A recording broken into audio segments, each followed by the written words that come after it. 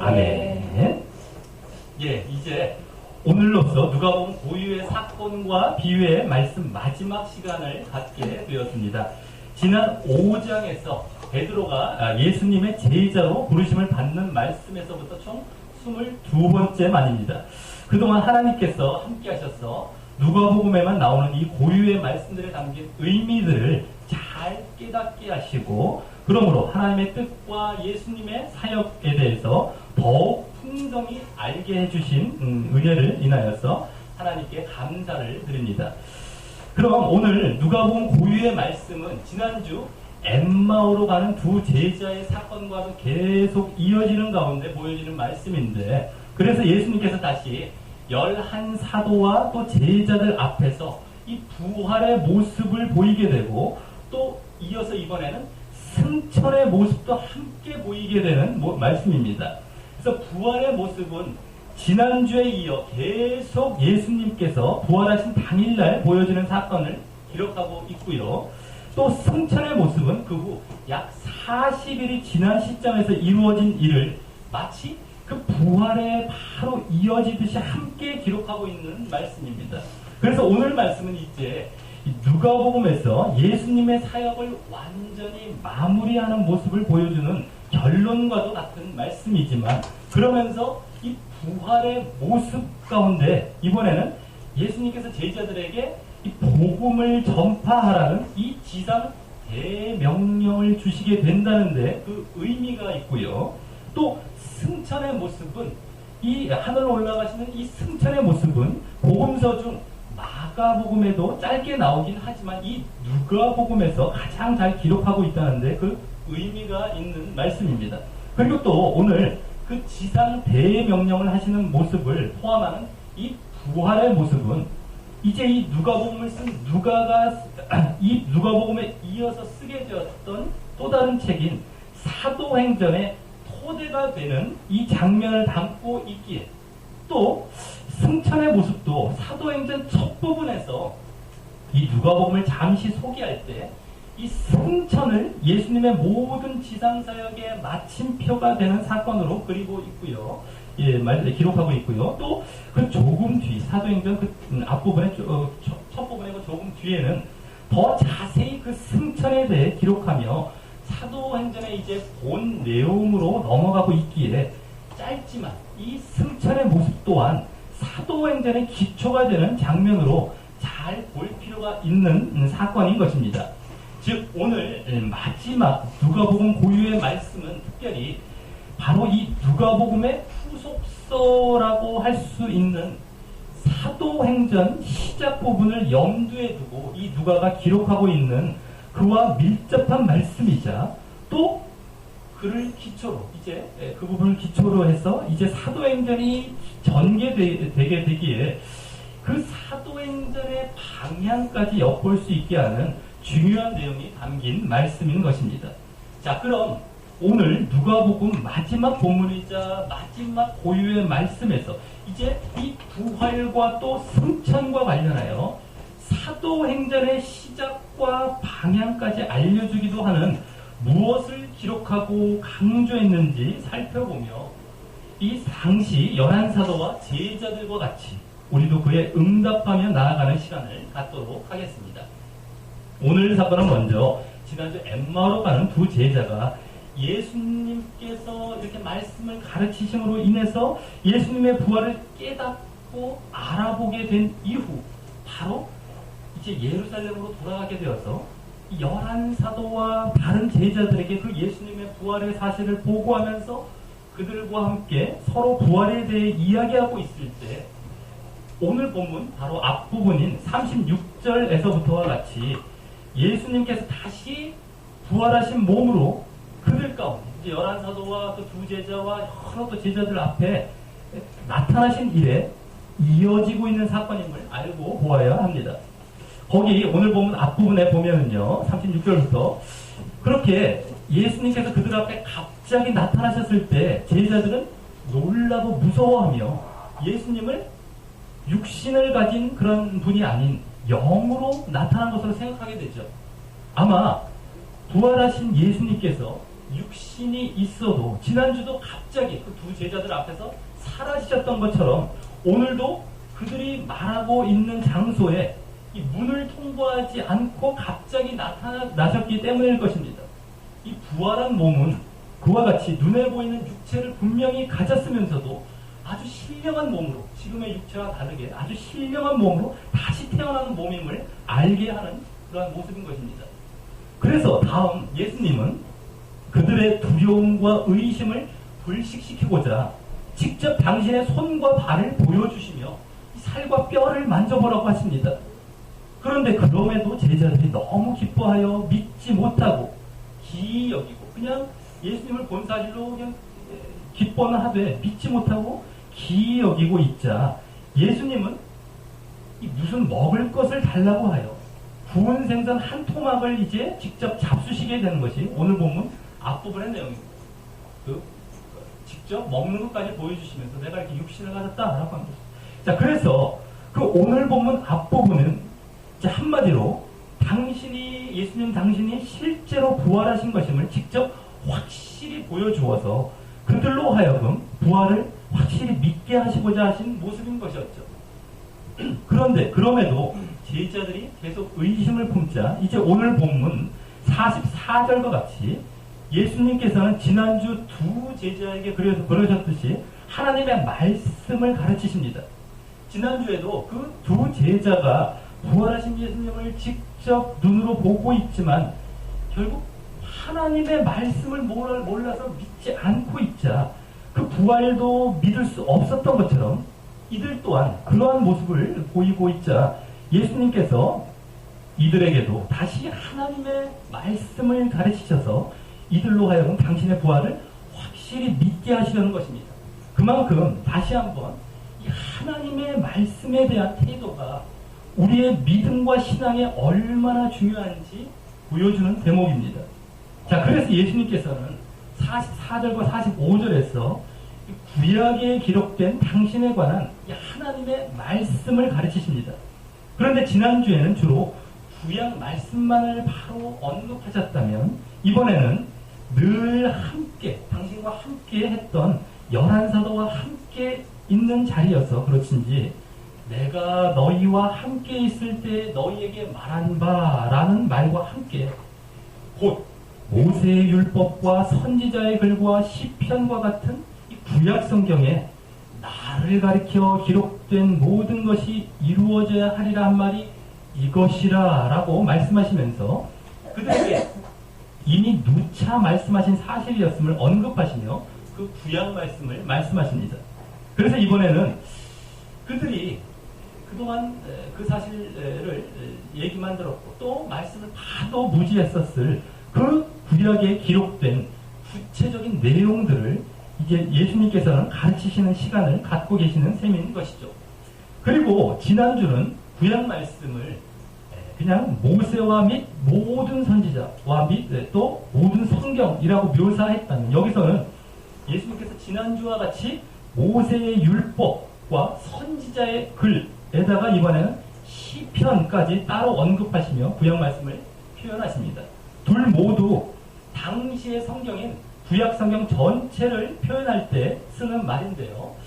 예수님께서 이번에는 그 구약 성경 중 특히 어느 부분에 당신에 관한 기록이 더 직접적으로 담겨 있는지 더 잘 알려주신 것입니다.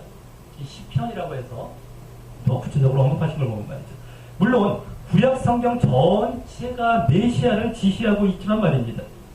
자, 그 부분이 어디일지 그럼 지난주에도 잠시 언급드렸지만 다시 한번 그 구체적인 부분을 생각해 보는 것은 좀 이따 46절과 47절을 볼 때 하도록 하겠습니다. 자, 여기서는 그보다 먼저 45절과 같이 예수님께서 그래서 저희 마음을 열어 성경을 깨닫게 하셨다는 사실에 주목하게 됩니다. 왜냐하면 지난주 엠마오로 가는 그 두 제자들도 성경에 대해 미련하고 또 마음에 더디 믿는 모습이었다가 결국 예수님께 당신에 관한 이 성경의 말씀을 가르침 받고 난 후 눈이 밝아져 이제 예수님인 줄 알아보게 되는 모습으로 나아갔던 것처럼 이들도 성경에 대해 무지하고 무감각했던 상태에서 이제 예수님께서 여기 마음을 열었다 하는 것과 같이 지각을 주시고 이해력을 넓혀서 이 성경에 기록된 바로 예수님 당신에 관한 예언들과 그 성취들에 대해 가르침받고 그래서 성경이 깨달아지고 이해되는 상태로 나아가서 이제 바로 예수님을 확실히 부활하신 분으로 알아보게 되었다는 사실을 보여주기 때문입니다. 그래서 이로써 이 11사도들과 나머지 제자들은 이제 그와 같이 말씀을 가르침받아 깨달음으로 인해 예수님의 부활을 확실히 인정하고 믿게 되는 단계에 이르렀음을 여기 45절에서는 내포하고 있는 것입니다. 그리고 이후 46절부터는 이제 오늘 본문에서 새롭게 말씀되고 강조되는 부분이 되는 것입니다. 자, 그래서 이제 46절에서 또 이르시되 라는 말과 함께 49절까지 해서 예수님께서 새롭게 말씀하시고 명령하시는 부분에 오늘 우리는 더욱 집중해야 하는 것입니다. 예수님께서 이제 부활하신 사실을 믿게 하신 이후 이제 그 부활하신 모습으로 제자들에게 새롭게 주시는 명령이기 때문입니다. 자, 먼저 46절에서 예수님은 이같이 그리스도가 고난을 받고 제3일에 죽은 자 가운데서 살아날 것이 저 뒤에 47절 마지막 부분과 연결되어서 기록되었다고 하시면서 지금까지 앞에서 성경을 깨닫게 하셨던 그 주된 내용을 언급하십니다. 당시 성경인 구약 성경에 그렇게 기록되었다는 말이고요. 그 핵심 내용은 지난주와도 같이 고난과 부활 또는 십자가와 부활인 것입니다. 그럼 여기서 이 말씀이 구약 어디에 기록되었는지 이제 다시 잠시 언급드리자면 먼저 그리스도, 그 메시아에 대한 예언은 모세의 율법인 창세기 3장 15절과 또 신명기 18장 15절에서 20절까지 주로 나오죠. 물론 다른 부분이 많지만 말이죠. 자, 그럼 고난과 또 십자가 이것에 대한 예언은 시편 22편이나 69편과 또 선지서 중에서는 이사야 53장이 대표적이 될 것이고요. 또 부활, 이제 부활은요 시편 2편과 16편, 또 110편, 또 호세아 6장, 이 선지서 중에서 호세아 6장, 요나서 2장 등의 말씀이 대표적이 될 것입니다. 시편이 많이 이제 거기에 많이 그걸 차지하고 있죠. 이와 같이 많은 그 구약의 말씀 가운데 율법서, 선지서, 시편 이런데 예수님께서는 당신에 관한 기록을 이제 말씀하셨을 것입니다. 자, 그 다음 이제 47절에서는 또란 말과 함께 이에 덧붙여 또 다른 구약 성경의 기록을 말씀하십니다. 이제 이 부분이 오늘 새롭게 말씀하시는 부분이고 또 이제 앞에 그 그리스도의 고난과 부활을 깨닫고 믿는 자들이 행해야 할 그 사명의 토대가 되는 부분입니다. 그럼 우리 다 같이 47절을 읽어보겠습니다. 47절입니다. 시작. 또 그의 이름으로 제3을 얻게 하는 그대가 예루살렘으로부터 시작하여 모든 족속에게 전파되는 것이 기록되었으니. 아멘. 예, 여기서는 한마디로 복음의 전파에 대해 말씀하신 것인데 그 전파해야 할 복음의 내용은 바로 거기 나오듯이 그의 이름으로 죄사함을 얻게 하는 회개인 것입니다. 죄사함을 얻게 하는 회개. 그의 이름으로 말이죠. 자, 이 내용이 구약에 어디에 기록이 되어 있을까요? 이 또한 예수님의 고난의 죽음을 예언하고 있는 이사야 53장에서 그 마지막 부분에 이 메시아의 승리를 또한 예언하고 있는 그 10절과 11절에서 대표적으로 잘 보여주고 있습니다. 그 말씀은 이렇기 때문입니다. 먼저 이사야 53장 10절에서는 먼저 여호와께서 그로 상함을 받게 하시기를 원하사 질고를 당케 하셨음즉 상함과 질고 그 영혼을 속건 제물로 드리기에 이르면 이 십자가의 사건 그가 그 씨를 보게 되며 라고 했는데 그 씨가 바로 메시아의 영적 후손을 말하는 것으로서 결국 그의 이름으로 회개하여 죄사함 받는 자를 말하는 것이고요. 또 이후 그 날은 길 것이요 라고 말씀했는데 그것이 영원히 이어질 것이라는 것이고요. 또 이어서 또 그의 손으로 여호와의 뜻을 성취하리로다 라고 말씀했는데요. 그것은 그리스도가 그렇게 함으로써 이 하나님의 구원의 뜻을 성취할 것이라는 예언이기 때문입니다. 그리고 이어서 53장, 이사야 53장 11절 그 다음 절에서는 이 사실을 더 구체적으로 말하며 또 그 이상의 예언을 하고 있는데 바로 먼저 가라사대 그가 자기 영혼에 수고한 것을 보고 만족히 여길 것이라 라고 하면서 다음 그렇게 만족히 여길 것이 무엇인지 얘기를 하되 나의 의로운 종이 자기 지식으로 많은 사람을 의롭게 하며 또 그들의 죄악을 친히 담당하리라 라고 말씀하고 있기 때문입니다. 거기 나의 의로운 종인 그리스도가 이 자기 지식으로 즉 그 종에 관한 지식으로 나의 의로운 종이라고 하기 때문에 그 자기 지식이라는 것은 그 종에 관한 지식으로 즉 그 지식은 바로 그리스도의 대속의 죽음과 부활을 아는 그 지식으로 또 더 나아가서 그 지식으로 인해 회개하게 되므로 다음 많은 사람을 의롭게 하며 그들의 죄악을 친히 담당할 것이다 라고 하여서 이제 세상 모든 사람들 그 많은 사람들이라면 세상 모든 사람들을 의롭게 됨과 죄사함을 담당할 것이라고 거기 말씀하고 있듯이 이제 그러한 예언이 보여지고 있는 것이고요. 이제 그 가운데 그 지식인 그리스도의 고난과 부활에 관한 지식과 또 그로 말미암은 회개를 세상 모든 사람들에게 알게 하여 그들로 하여금 죄사함 받게 하는 일이 남겨져 있게 된 것입니다. 자, 어쨌든 여기서 중요한 것은 먼저 이제 예수님께서 십자가의 고난과 부활을 겪으심으로 세상 모든 사람들의 죄를 사하실 수 있는 권세를 완전 획득하게 되셨다는 것입니다. 그래서 갑자기 지금까지의 이 고난과 부활, 그 십자가와 부활의 말씀에서 이 죄사함의 말씀으로 나아가시죠. 이는 그 고난과 부활의 사건이 궁극적으로는 우리의 죄사함과 관련이 있던 사건이었음을 보여주시는 것입니다.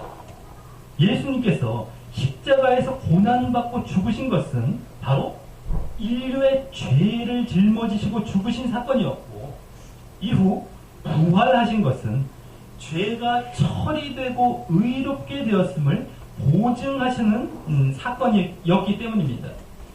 로마서 4장 25절에 예수는 우리 범죄함을 위하여 우리 범죄함을 위하여 내어줌이 되고 죽으셨다는 것이죠. 또한 우리를 의롭다 하심을 위하여 살아나셨느니라 부활하셨다 라는 말씀과 같이 말입니다. 자, 그래서 여기 그 죄사함을 그의 이름으로 즉 그분을 의지하여 이루어질 것임을 말하고 있는 것입니다. 예수님의 십자가와 부활은 우리의 죄를 위하여 십자가에 돌아가시고 부활은 우리를 의롭다 하심을 위해서 다시 살아나신 것입니다. 그렇기 때문에 죄사함과 밀접하게 연관이 되어 있다라고 하고 그걸 그래서 그의 이름으로 거기 이루어질 것을 말하고 있다는 것이죠. 자, 그래서 이제 그 당신으로 인한 죄사함에 예수님께서는 이 십자가와 부활 사건 이후 드디어 이 초점을 두어서 그동안 제자들에게 감추어져 있던 비밀을 다시 깨닫게 하고 계신 것입니다. 십자가와 부활이 바로 죄사함의 사건이었다는 거예요. 자, 그리고 또 중요한 것은 그러한 죄사함을 얻기 위해서는 거기 회개가 필요하다는 것입니다.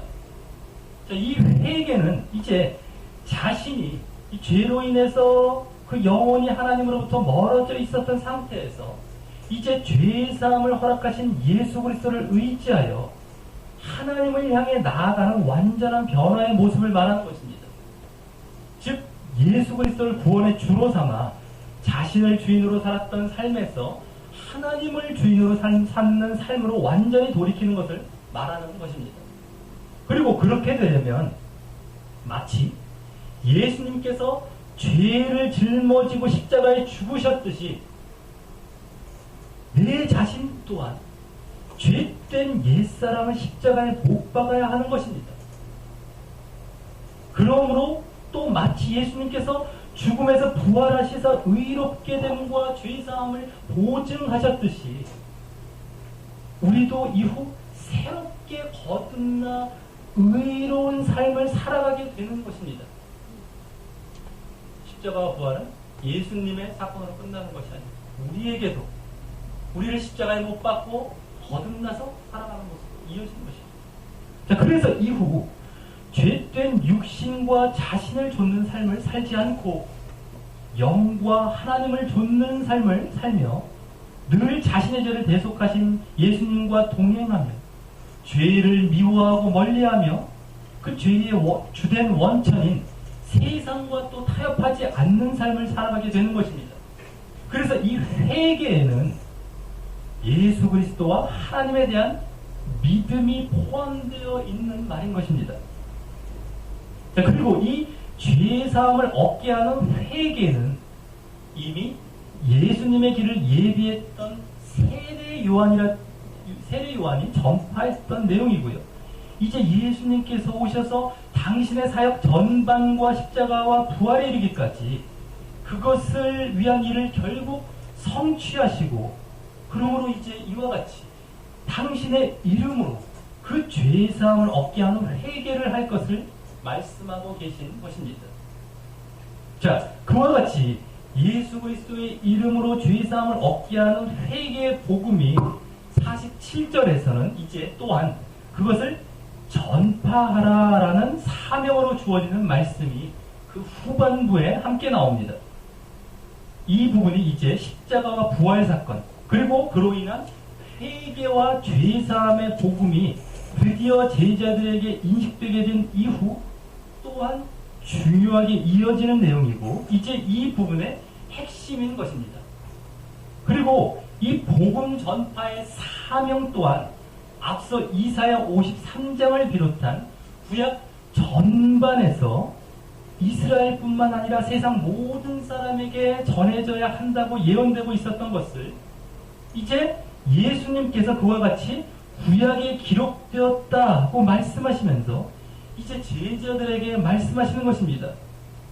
이 복음 전파하라라고 하는 것도 그 사명도 구약에 기록되어 있다는 것입니다. 그것을 이제 언급하시면서 말씀하시는 거죠. 그래서 그 복음이 여기 예루살렘에서부터 시작하여 모든 족속에게 전파될 것이 기록되었다고 말씀하셨는데 이는 특히 또 대표적으로 구약 이사야서 2장 3절이나 또 그와 거의 똑같은 말씀인 미가서 4장 2절의 말씀에 이런 말씀이 있습니다. 많은 백성, 많은 이방이 가며 이르기를 오라 우리가 여호와의 산에 오르며 야곱의 하나님의 전에 이르자 그가 그 도로 그 말씀으로 우리에게 가르치실 것이라 우리가 그 길로 행하리라 하리니 이는 율법이 시온은 예루살렘을 대표하는 산이죠. 그 시온에서부터 나올 것이요 여호와의 말씀이 예루살렘에서부터 나올 것임이니라 라는 말씀인데 그 말씀에 그 기록에 근거를 두고 있는 사실입니다. 가장 대표적으로 말이죠. 자, 어쨌든 이제 이 회개와 죄사함의 복음은 이스라엘과 예루살렘과 유대인으로부터 시작되었지만 그것이 이제 예수님의 실제적인 십자가와 부활 사건 이후로는 그들에게 국한되는 것이 아니라 세상 모든 사람들에게 전해졌어. 그 사람들로 하여금 회개하고 죄사함 받는 길로 그들도 돌아오게 하는 예언이 성취되어져야 한다는 것을 예수님께서는 지금 말씀하시려고 하시는 것입니다. 그래서 예수님은 48절에서 너희는 이 모든 일의 증인이라 라고 말씀하시며 제자들에게 이제 그 증인으로서의 복음 전파의 사명을 부여하시는 것입니다. 여기서 이 모든 일이란 앞서 그 예수님의 십자가와 부활 사건뿐만 아니라 그러므로 예수님을 믿어 회개하고 죄사함을 받으라는 복음을 말하는 것입니다. 이 복음 전파의 사명을 흔히 지상 대명령이라고 말하죠.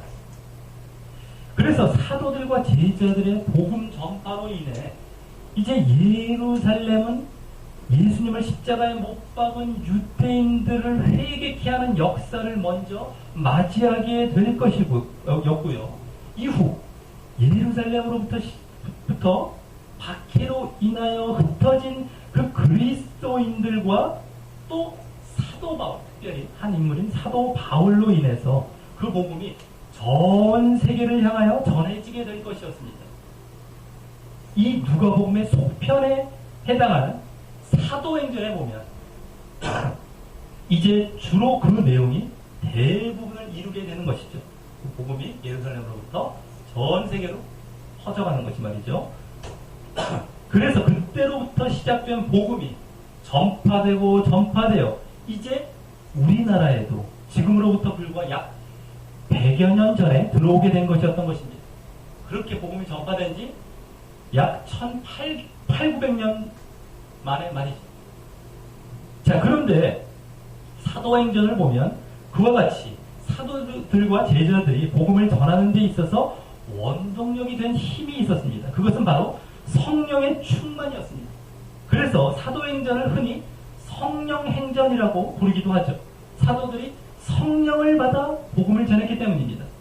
그래서 사도행전 1장 8절에 오직 성령이 너희에게 임하시면 너희가 권능을 받고 예루살렘과 온 유대와 사마리아와 땅끝까지 이르러 내 증인이 되리라 하시니라 라는 말씀이 그 내용을 함축하며 사도행전 전체를 요약할 수 있는 대표적인 말씀인 것입니다. 그리고 그 성령을 그들이 받게 되었던 것은 예수님께서 그 성령을 보내시기로 약속하셨기 때문이었는데요. 이제 승천하시기 전에 그 내용이 이제 오늘 보면 49절에 나오는 것입니다. 여기 볼지어다 라고 그 약속이 이루어질 것을 이제 확실히 이루어질 것을 강조하시며 말씀하시는데 그 약속은 내가 내 아버지의 약속하신 것을 너희에게 보내겠다라는 약속입니다. 여기 아버지의 약속하신 것이라는 말씀 속에 또다시 그것이 이제 성령을 말하는데요. 그 말씀 속에 다시 이 성령 또한 구약에 예언되어 있음을 보여주십니다. 아버지의 약속하셨다. 이게 구약에 예언되었다는 말이죠. 그게 어디에 약속이 되었습니까? 대표적으로 구약 요엘서 2장 28절에 그 후에 내가 내 신을 만민에게 부어주리니 너희 자녀들이 장래일을 말할 것이며 너희 늙은이는 꿈을 꾸며 너희 젊은이는 이상을 볼 것이며 라는 말씀이 대표적일 것입니다. 그런데 그 약속이 지금 이 시점에서 이루어지려고 하는 것입니다. 어떤 시점입니까? 바로 그 요엘서 앞부분에도 그와 관련된 내용이 있지만요. 이들이 진정 회개하고 죄사함을 받는 시점인 것입니다. 그럼 또 그 회개와 죄사함은 어떻게 이루어졌습니까? 바로 예수님께서 십자가와 부활 사건 이후 이제 드디어 그에 대해 성경 말씀을 가르치시며 깨닫게 해주셨기 때문입니다. 물론 여기서는 그 말씀의 핵심인 예수님의 십자가와 부활의 메시지가 아예 주가 되었지만 어쨌든 이 말씀을 듣고 그 사실을 깨달은 후에 말입니다. 그래서 말씀을 듣고 자신의 죄를 위한 예수님의 죽으심과 부활을 깨달아 진정 자신의 삶을 예수 그리스도와 하나님께로 돌이키는 이 회개의 모습이 있을 때 이 죄사함과 함께 그 성령을 받게 되는 것임을 알 수 있는 것입니다. 그냥 성령을 아무 때나 아무에게나 주시는 것이 아니라 말입니다. 그래서 여기 49절 하반절에 너희는 위로부터 능력을 입혀올 때까지 성령이 이제 위로부터 하늘에부터 내려올 때까지 이 성에 유하라, 이 예루살렘 성에 유하라라고 말씀하신 것은 이제 예수님의 승천 후에 10일 정도 있다가 처음 제자들에게 오순절 마가의 다락방이라는 곳에서 성령이 임하시는 사건으로 이루어질 일인데요. 그때 이미 제자들은 오늘 말씀을 듣고 깨달아 예수를 구주로 확실히 믿게 된 그 회개 이후의 모습이었던 것입니다. 그러므로 우리는 복음을 듣고 말씀을 듣고 회개하여 죄사함과 성령의 충만함을 입고 다시 우리도 복음을 전함으로, 성령을 받아 복음을 전하라고 말씀하셨겠죠. 복음을 전함으로 그것을 듣는 자들도 또 회개하고 또 성령 충만을 받아 다시 그들도 복음을 전하도록 하는 모습이 계속 이어지게 해야 할 것입니다. 자, 이제 다음 50절에서 53절에서는 예수님의 승천과 관련된 이 누가만의 기록이 이제 나옵니다. 이 부분은 앞에 49절 이후 40일 정도 간격이 있은 후에 있었던 모습인 것입니다.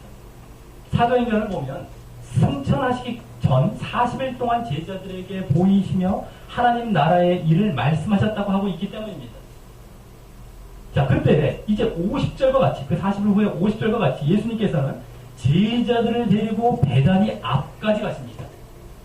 여기 이제 승천하실 장소가 되는 예루살렘 근처의 그 베다니 앞은 사도행전에는 감람산이라고 나오는데요. 이는 그 감람산 동쪽 기슭에 이 베다니가 위치해 있기 때문인 것입니다. 같은 장소로 보는 것입니다. 자, 그리고 예수님은 손을 들어 제자들에게 축복하시는데 그렇게 축복하실 때 그들을 떠나 하늘에 올리우셔서 일명 승천하시게 됩니다. 이 장면이 사도행전 1장 9절에서는 더 구체적으로 구름이 저를 가리워 보이지 않게 하더라 라고 묘사하고 있습니다. 쭉 올라가요. 그리고 또 거기 그 다음 절에 이어서 올라가실 때 제자들이 자세히 하늘을 쳐다보고 있는데 흰옷 입은 두 천사가 그들 곁에 서서 말하기를 갈릴리 사람들아 어찌하여 서서 하늘을 쳐다보느냐. 갈릴리 사람들은 이제 주로 제자들을 얘기하는 거죠. 너희 가운데서 하늘로 올리운 이 예수는 하늘로 가심을 본 그대로 오시리라 라고 재림을 말한 것도 함께 자세히 보여주고 있습니다. 자, 어쨌든 여기서 이 축복하시며 그렇게 승천하셨다는 것은 여기에만 기록되고 있고요. 그래서 이제 이어 52, 53절에서 제자들은 또 예수님께 경배했다라는 모습과 또 큰 기쁨으로 예루살렘에 돌아가 늘 성전, 즉 예루살렘 성전에 있어서 하나님을 찬송했다는 모습 또한 누가복음에만 기록하고 있다는 것이 특이합니다. 이는 이제 예수님께서 이 축복하셨듯이 그 구원의 축복을 내리실 분이라는 것과 또 그러므로 경배 받으실 하나님이라는 것을 제자들이 확실히 인식하고 믿고 있었다는 것을 보여주면서 확실히 회개하고 믿음 가운데 있는 것이죠. 또한 예수님께서 이제 자신들을 떠나심에도 불구하고 슬퍼하지 않고 여기 기뻐하며 예루살렘 성전에서 찬송했다는 것은 그런 신앙으로 제자들이 이제 성령의 약속을 기다리며 복음 전파의 사명을 감당할 준비를 하고 있다는 사실을 보여주는 것입니다. 그리고 이제 사도행전에서 그 성령을 받아 복음을 전파하는 모습이 본격적으로 보여지게 되는 것입니다. 자, 말씀을 맺습니다. 오늘 말씀은 예수님께서 부활하신 이후 이제 공개적으로 제자들에게 나타나셔서 다시금 말씀을 가르치시며 부활을 믿게 하시는 모습과 또 그러므로 제자들에게 복음 전파 사명과 성령의 약속을 주시고 승천하심으로 당신의 사역을 마무리하는 모습을 보여주는 말씀이었습니다. 그 모두가 구약 성경의 예언과 약속을 성취하는 사건으로 말입니다. 특히 이제 이 부분은 사도행전의 시작 부분과도 밀접하게 관련되는 부분으로서 제자들에게 주신 지상 대명령인 이 복음 전파 사명을 성령을 받아 잘 감당하라는 이 사도행전의 중심 주제를 담고 있는 말씀이었습니다. 그 가운데 그와 관련하여 오늘 본문에서만 주로 강조되어 볼 수 있었던 것은 그럼 그 전해야 할 복음의 주된 내용이 무엇이냐와 또 어떻게 할 때 성령을 받게 되느냐와 관련된 것이었습니다. 복음의 주된 내용은 예수 그리스도의 십자가의 죽음과 부활로 말미암은 확실한 대속 사역을 깨달아 회개하고 죄사함을 받으라 라고 하는 것입니다. 그리고 회개와 죄사함은 십자가와 부활에 이어지는 것이기에 그 회개는 자신을 십자가에 못 박고 이제 주를 위해 의롭게 사는 모습으로 다시 태어나서 변화되는 것을 말하는 것입니다. 그리고 성경 말씀은요, 구약 성경뿐만 아니라 이제 신약 성경에 이르기까지 결국 이와 같은 깨달음과 그로 인한 회개를 위해 우리에게 주어져 있는 것이고, 그렇게 깨닫고 회개할 때 성령을 받게 되는 것이었습니다. 성령을 어떻게 받느냐? 바로 이렇게 말씀을 듣고 깨닫고 회개할 때입니다. 자, 그리고 그런 모습으로 이제 예수님께서 명령하신 복음 전파의 사명을 또한 감당하는 모습으로 나아가는 것이 우리가 예수를 구주로 믿고 섬기고 경배하며 따르는 자로서 당연히 해야 할 일인 것입니다. 그래서 오늘 그것을 말씀하고 계시죠, 예수님께서. 자, 그래서 그로 말미암아 다시 복음을 전해들은 자들은 다시 회개하고 성령을 받아 또다시 복음을 전파하며 예수님께서 맡기신 그 사명을 주님 오실 때까지 계속해서 이어가는 모습이 자연히 보여질 이 신자들의 모습인 것입니다. 그래서 그 예로 사도행전 2장 거의 전체에서 이제 보여지는데요. 베드로가 예수님의 제자, 수제자, 대표적인 제자 베드로가 오순절 성령 강림 사건 이후 오순절 성령 강림 사건 앞부분에 나오고요. 그 이후 유대인들에게 예수님을 십자가에 못 박은 유대인들에게 예수님의 그 십자가와 부활과 또 승천까지 포함하는 복음을 전하게 되고요. 그것을 듣던 유대인들이 마음이 찔려 결국 회개와 죄사함의 길로 가게 되고, 그래서 그들도 성령을 선물로 받게 되고요. 그대로 말씀하신 대로 오늘 말씀과 같이 그러므로 구원받는 사람이 날마다 더해지는 사건을 거기 그대로 2장 전체에서 기록하고 있는 것입니다. 결국 누가복음은 예수님의 생애와 또 죽음과 부활 사건에 주로 초점이 있었다면, 사도행전은 그로 말미암은 회개와 죄사함의 복음을 제자들이 이 성령을 받아 예루살렘에서부터 땅 끝까지 전함을 보여주는 기록인 것입니다. 예수님의 십자가와 부활 그리고 승천은 구약에 약속된 대로, 그리고 예수님께서도 예고하신 대로 다 분명히 이루어졌습니다. 이제 구약뿐만 아니라 신약을 통해 약속되고 예고된 예수님의 재림 또한 분명히 이루어질 것입니다. 지금 승천하여 예수님께서 승천하여 앉아 계신 하나님 보좌 우편으로부터 말입니다. 거기서부터 재림하시는 것이죠. 그동안 예수님께서는 지금 그곳으로부터 우리에게 약속하신 성령의 약속을 이루어 주시며 우리와 함께하고 계십니다. 우리가 복음과 하나님의 말씀을 듣고 회개하여 예수님을 진정 주로 삼음으로 말입니다. 그러한 자에게 성령의 약속을 주시기로 하셨기 때문인 것이죠. 자, 예수님의 재림의 약속이 이루어질 날이 머지 않았습니다. 그동안 우리는 그러한 진정한 믿음 가운데 성령의 약속을 늘 받아 누리고 예수님께서 우리에게 맡기신 복음 전파의 사명을 잘 감당함으로 진정 또 다른 영혼을 주께 돌아오게 하고요. 또 지금 주께서 예비하고 계신 하나님 나라, 그 그리스도 왕국, 메시아 왕국에 그런 자들에게 약속하신 그 약속대로 분명히 들어가게 되시는 우리 모두가 되시기를 주님의 이름으로 간절히 축원합니다. 우리 다 같이 찬양하시면서 기도로 나가도록 하겠습니다. 지금은 엘리야 때처럼 엘리야 때처럼 주 말씀이 선포되고 또 주의 종 모세의 때와 같이 언약이 성취되네.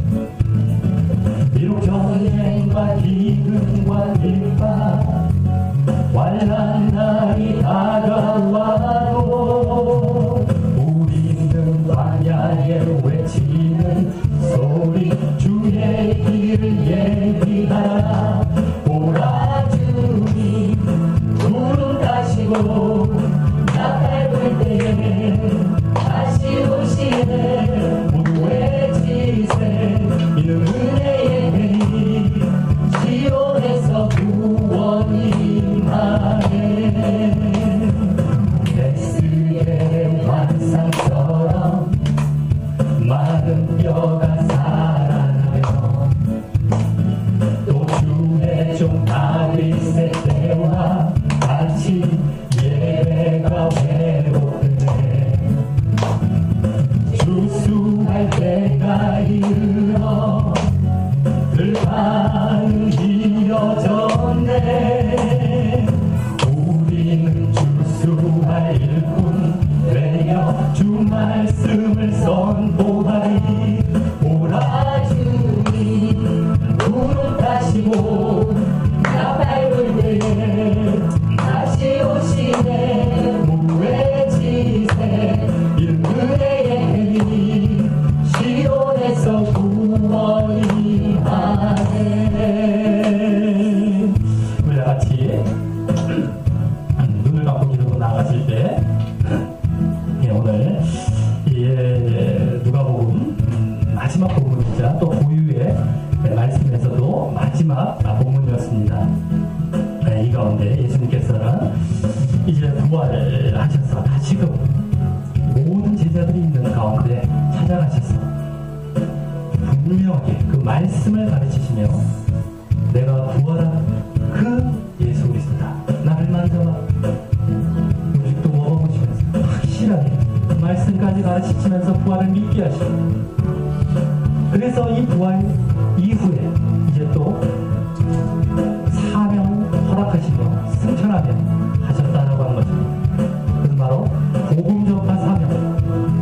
너희들이 정말 이제 죄사함을 얻게 하는 회개, 내 이름으로 죄사함을 얻게 하는 회개의 복음을 이제 이 예루살렘으로부터 시작해서 모든 세계 이제 너희들이 전하라.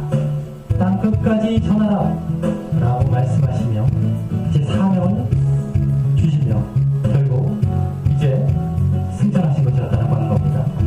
그래서 그 복음 전파의 사명을 이루기 위해 또 우리에게 성령을, 그들에게 성령을 허락하시는 그러한 약속을 주시고, 그리고 이 제자들은 그러므로 말이야 이제 성전에 모여서 성령의 약속을 기다리는 그러한 모습으로 꾸며고 있습니다. 이것이 이제 그대로 사도행전에서 성령을 받고 그들이 복음을 전하러 나가는 것이 바로 사도행전이었다고 합니다.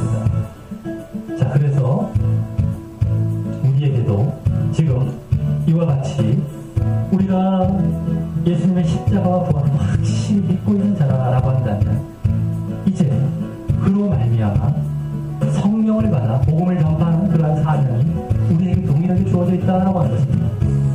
물론 십자가 부활을 확실히 믿기 위해서는 지난 주에도 우리가 보았듯이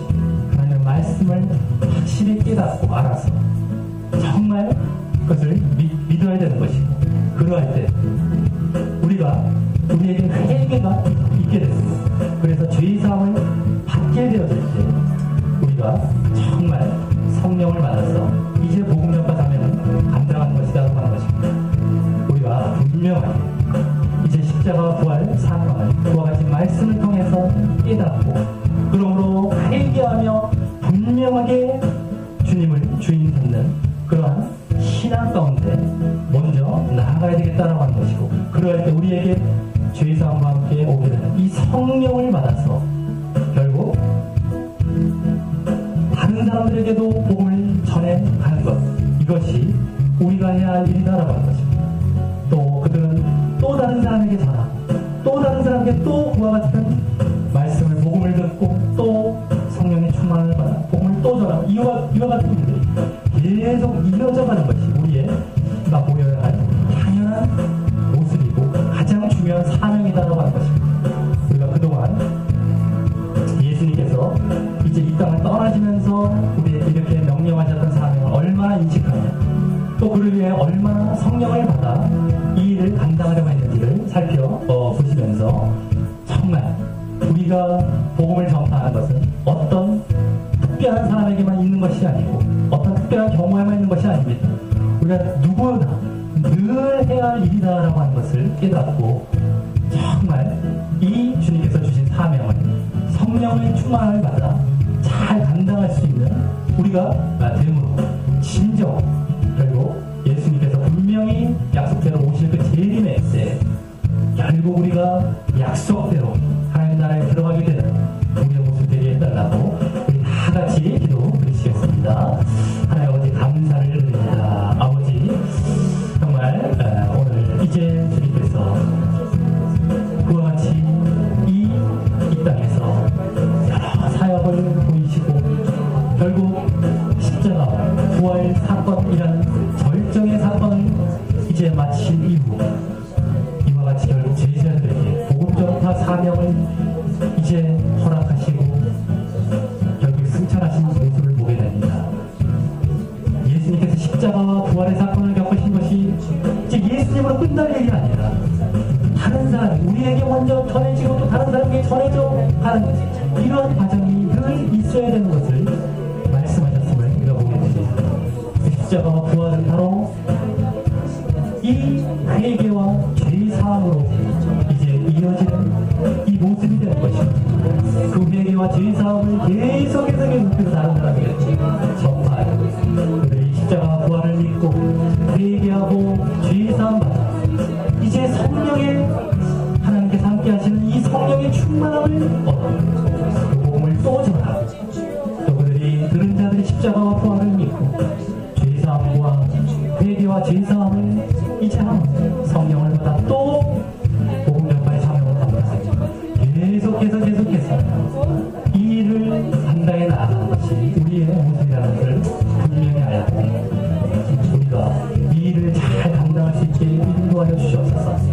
아버지 우리가 정말 회개할 때 우리 자신을 십자가에 못 박게 하여 주시옵고 또 우리가 죄사함을 받았다면 그러므로 죄사함을 받았다면 예수님께서 부활하신 것처럼 우리가 정말 새롭게 태어나 의로운 삶을 살아가는 그러한 모습이 되었고 그렇게 진정으로 우리가 주님 바라보며 주님을 진정 믿고 나아가는 모습이 될 때 주님께서 주시는 성령을 받아 우리가 또 다른 사람들을 이제 주께로 돌아오다 이 복음 전파 사명을 잘 감당할 수 있게 도와주시옵소서.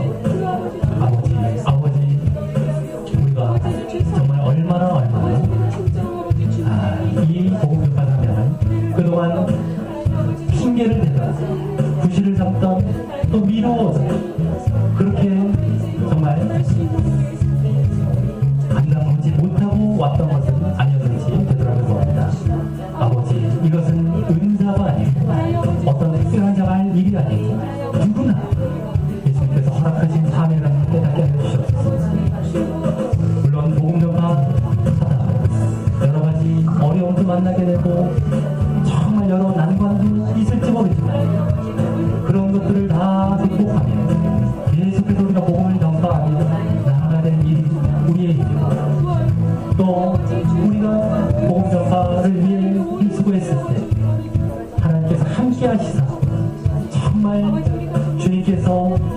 지켜주시고 또 위로하시고 인도하신다는 사실을 우리가 분명히 바라보며 이 사명을 잘 주님 바라보며 감당할 수 있도록 도와주셨소서. 아버지 정말 우리가 주님 이제 이 땅에 다시 오실 때까지 이제 하늘로 올라가시다 다시 이 땅에 내려오실 때까지 우리에게 주신 이 사명을 잘 감당함으로 말미암아 결국 그 재림의 약속이 이루어질 때 우리가 하나님 나라에 들어가는 그 약속과 정말 참여하게 하여 주시옵고 정말 이 복음 전파 사명 감당하는 것이 바로 우리 신앙과도 그대로 이어져 있다라고 하는 것을 깨닫고 이 일들을 잘 감당하고 그와 같이 하나님의 나라에 약속대로 넉넉히 들어가게 되는 우리의 모습들이 되게 인도하여 주시옵소서. 아버지 예수님의 마음과 하나님의 마음 그 우리에게 주신 사명을 언제나 잊지 않고